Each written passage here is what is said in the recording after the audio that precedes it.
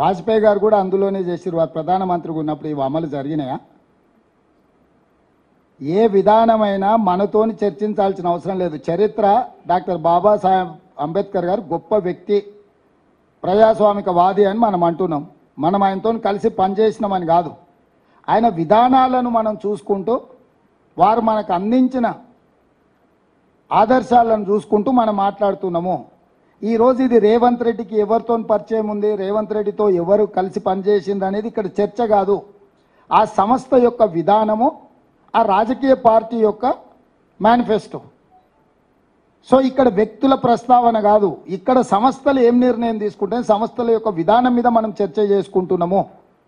ఇవాళ ఎక్కడ కూడా నిర్దిష్టమైన ఆరోపణ చేస్తున్నప్పుడు నరేంద్ర మోడీ గారు, అమిత్ షా గారు వివరణ ఇవ్వడం లేదు.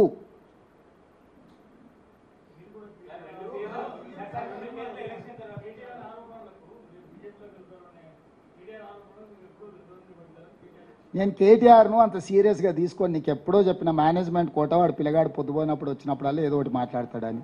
కేసీఆర్ మాట్లాడితే డెఫినెట్గా మాట్లాడతా.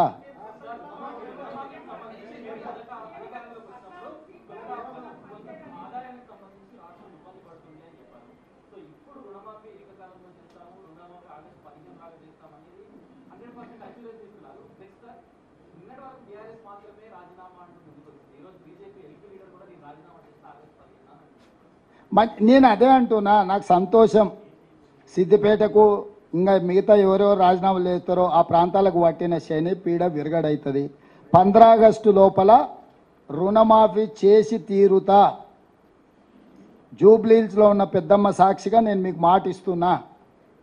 ఒకవేళ ఎవరైనా దీని మీద నమ్మకం లేని మీడియా మిత్రులు కూడా ఎవరైనా రాజీనామా చేస్తామంటే కూడా మంచిదే.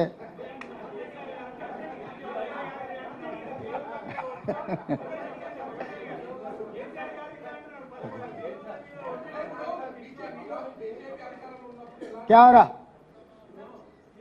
आशीष?